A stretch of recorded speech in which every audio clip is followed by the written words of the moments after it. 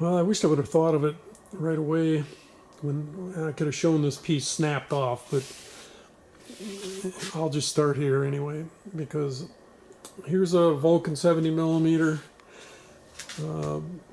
Somebody had an accident with it. It wasn't me.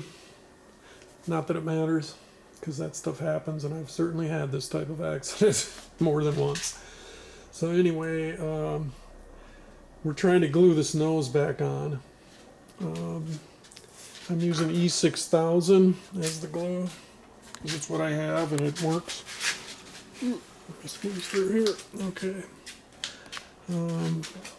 As you can see, when it impacted, most of the compression was here, so the nose came and was really trying to kind of like bend this way from the impact to the left here, creating huge amount of compressive deformation in the foam, as you can see there and here. And then there's kind of a wave there.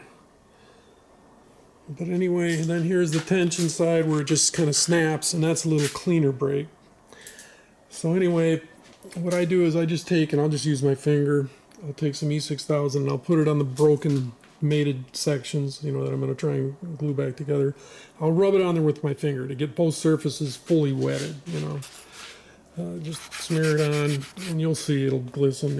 And that way, you know, you've got every little crag and contour in there.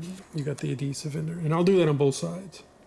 And then I stick it together as best I can. I'll use the best matching seam to kind of start things off. I'll get that lined up as best I can, and you know, where it's better than over here trying to line up. That's the problem.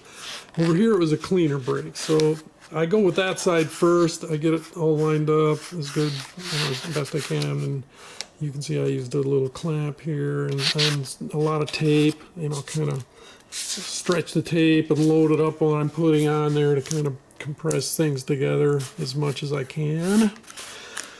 So there's that side that's all been glued with E6000. This is the problem side more because of all the damage.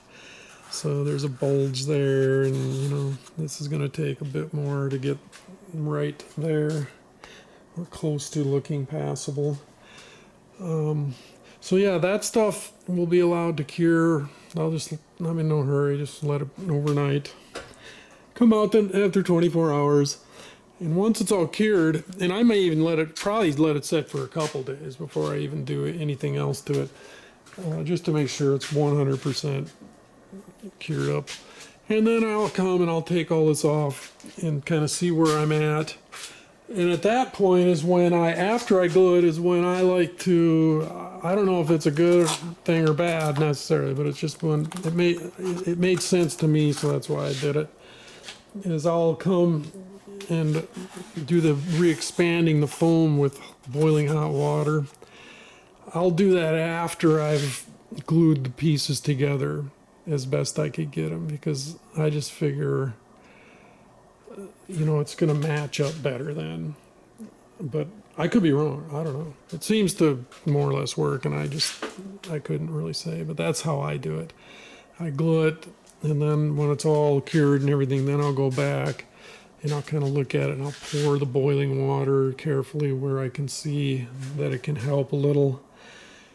And we'll do that once I'm ready. But for now, yeah, this one will be over in the recovery room for the next couple days here.